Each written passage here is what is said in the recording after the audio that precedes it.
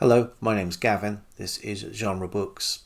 It may get a little bit ranty today, but I will try to curtail myself. Artificial intelligence, AI. I don't talk about it very much on this channel. Possibly I don't talk about it enough considering the implications. But as it is encroaching ever more on the themes of this channel and of our BookTube world, I think it might be high time for me to start.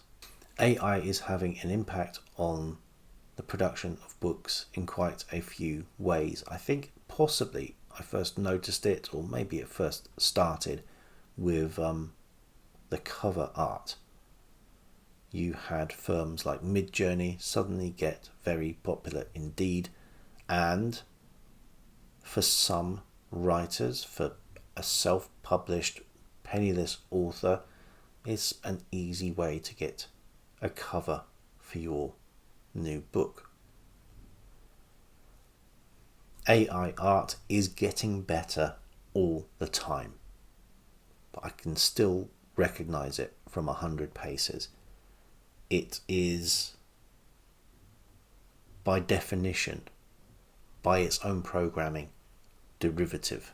Certainly on the artwork side, it is even further limited and not used to its full potential because the people who are prompting these machines to spit out art are by and large non-artists. Artists with more of an artistic sensibility will probably want to produce their own work.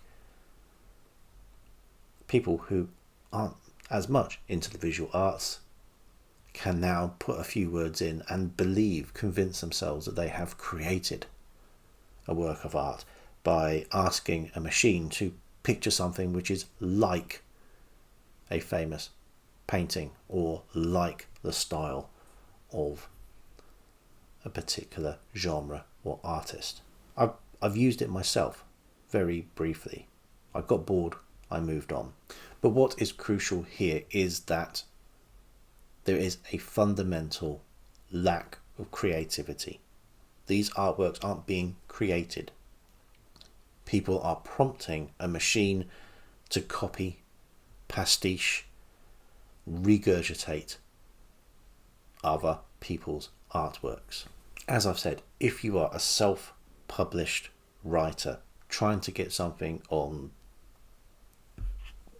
the Kindle store and you have no means to employ an artist, I think fair enough.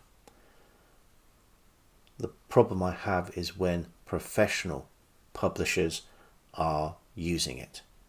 We have seen prompted AI output entered into cover competitions against people actually creating art. It's going to be more difficult to discern what's AI produced, what's human produced in the future. Even a recent promotional poster for the upcoming Fantastic Four movie used AI art. Marvel is owned by Disney. The Disney Corporation cannot be short of artists and animators, and they're absolutely not short of a bob or two, so they can afford to employ one if they don't have one. So there is no excuse for them using AI. However, it's writing that people are probably watching a BookTube video going to be most interested in. There is a bigger conversation to be had about its use in writing. And it may well be useful, but it cannot be relied upon. It simply, as I said before, is not creative. But it is so eager to please. AI can hallucinate. Another word for this is lie.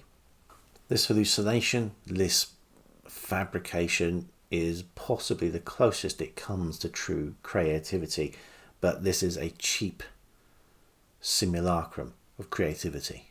I say cheap, it's ecologically devastating. But it certainly helps to churn the words out. But it does not make you a writer for prompting a machine to churn those words out any more than if you microwaved a ready meal, you can turn around and call yourself a chef. I am not, you may guess, a fan of having machines write my books. But as heinous as that is, when you're talking about fiction, it is so much worse when we're talking about using AI for actual facts. And this is where we get to the event which made me think about this video. Last Sunday, the Chicago Sun-Times published a special supplement in its paper to help their readers with their summer reading. Lots of suggestions for books. In amongst all those suggestions of books were some where the AI machine, eager to please, as I said, created some. It didn't create the books, it just made up the titles and the blurb. This supplement was, of course, not created by a journalist for the Chicago Sun-Times. They can't afford to pay an actual salaried writer to put this supplement together. Nor, we discover, can they afford sub-editors or anyone to proofread the damn thing before they publish. So what they did instead was they farmed this task out to a freelance journalist who the paper, in their mealy-mouthed mea culpa, describes as a person working for King Features Syndicate, a unit of Hearst, to produce content that is sold to media clients. If you were a writer being described as a producer of content which is sold to media clients, I'm not sure it's any wonder that you might decide to create your content using a machine, especially given the amount you're expected to produce and the little thanks you will get for doing so. However, this guy really screwed up because he must have lazily prompted the AI to produce this work, and even more lazily didn't check what the machine gave back to him. King Features Syndicate has since terminated their relationship with this writer. They can't fire him, he never worked for them. They don't want to employ people to produce writing, they want to have freelance contracts in return for receiving content. But they terminated their relationship as he violated their strict policy. Presumably the policy is don't get caught. But he was caught pretty quickly. It was immediately obvious this list was riddled with fabrications. The authors exist. Most of the books existed. Some of the books did not exist. Note the past tense. Isabel Allende had a multi-generational saga set in a coastal town where the magical realism meets environmentalism. Tidewater Dreams. This book does not exist. Hurricane Season by Britt Bennett. This book does not exist. Migrations by Maggie O'Farrell doesn't exist, but the description that the supplement gave, the description that the computer gave the content producer, does match a novel from Charlotte McConaughey, who is not mentioned. And then there is The Last Algorithm by Andy Weir. This book also did not exist until Thursday, when it pops up on Amazon for $2.99. This is a short story, an erotic short story by Chuck Tingle, and it features a writer called Andy Mirror. The story has the full title, The Last Algorithm, Pounded by the Fake Book That AI Claimed I Wrote and Then the Chicago Times Printed as Fact. If there's something worse than AI plagiarism based on buggery fantasy satire, and it may be a good story, I haven't read it yet, it's the fact that the error being published and since repeated because everyone's pointing out the error and poking fun at the Chicago Sun-Times. These book descriptions and titles are now out in the world much more than they otherwise would be for a literary supplement of a Sunday paper of a single US city. And the AI machines who will scrape this data for the rest of eternity will not be able to discern whether this book existed or didn't. So these books will now start appearing in other lists people may give. They will start appearing as citations in exam scripts that people are going to prompt their machines to produce for them so that they can get their qualifications and become content producers themselves. So, sorry, Isabel Allende. You were famous for the House of the Spirits. You were famous for The Wind Knows My Name. But now you are going to be most famous for Tidewater Dreams, a book you never wrote. Rant over. I decided to do something about this. Mr. Chat GPT, anything you can do. I believe BookTube can do better. I'll start us off with 7 books you don't hear anyone talking about on BookTube because they don't exist. Please feel free to add your own book title, author combinations in the comments.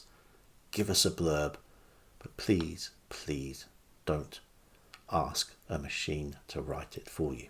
We'll start with Tom Clancy, Deep Red State Games.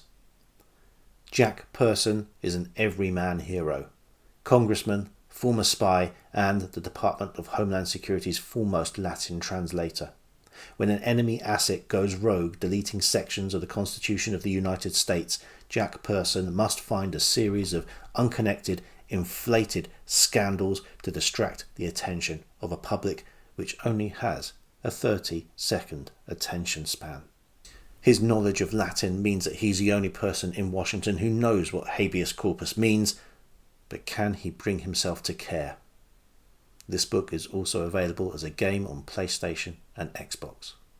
Book number 2, Dan Brown, The Antioch Climax. Professor Robert Boredom is known in the academic world as a bit of a character. After all, he has an hilarious wristwatch. But when the Greek Orthodox Church threatens the world with biological warfare, only he and a conveniently inquisitive and ignorant attractive ingenue can save our collective sanity. On a less than frantic cruise to the Greek islands, Boredom must gather all the tourist guide literature he can lay his hands on and regurgitate it into 350 pages. What links the ecumenical patriarchate of Constantinople with the shadowy International Olympic Committee? Things come to a head in the maze of corridors underneath Istanbul, which are quite literally Byzantine. This is one Greece megamix that you'll be summer loving. Book number 3, She Knew She Was Right, by James Patterson and Liz Truss. From the voice notes of James Patterson and the crayon drawings of Liz Truss comes the story of Verity Competent, a sexy, wildly popular and astute Prime Minister of the United Kingdom who must face her greatest challenge, the Negroni drinking, socialist woke, Marxist alfalfa eating cabal who also somehow run the international bond market. Can Verity defy the establishment of Westminster and basic mathematics? Of course she can. Liz Truss brings her nearly 2 months of experience in office to this work. James Patterson brings his name in a really big font on the cover of the book. Book number 4, Tom Waits, by James Joyce. Recently rediscovered in the Joycean archives, this is an 800 stream of consciousness reflection of Tom, an old man waiting 15 minutes to be served a cup of tea in a cafe on the Wine Tavern Road in Dublin. Taking 20 years of Joyce's life to write whilst he was on his smoking breaks, this novel famously consists only of vowels. Book number 5, Soft Ending by Stephen King. The setting could be anywhere. It's probably Maine. The danger could be round the corner. Well, I don't know. It's a 700-page long book and I didn't read it. Anyway, some kids are in danger. So that'd be like The Shining. Or It. Or that thing he did in the 1980s with Michael Jackson. It's not just modern authors, however. Charles Dickens, The Life and Times of Timothy Shibboleth. This lesser classic was unfortunately finished during Dickens's lifetime. He tells the heartbreaking story of the urchin Timothy as he tries to become a resident of the local orphanage, but cannot, as both his parents are still alive. Miss Lavinia Twang, the proprietress, is having none of it, even if Timothy is the only one who can keep his orphan friends Dib-Dab and Tosspot in line. Inheriting a large amount of money from his great-uncle gives Timothy the means to buy the orphanage outright. Everybody spontaneously combusts. And finally, George R.R. Martin and Blood Dragon Sex Magic. This final book of his Song of Ice and Fire series is a beach-ready novella which not only ties up all the loose ends of the entire Game of Thrones saga, but also pleases everybody. Who am I kidding? I don't think even AI would fall for that one. Until next time, bye.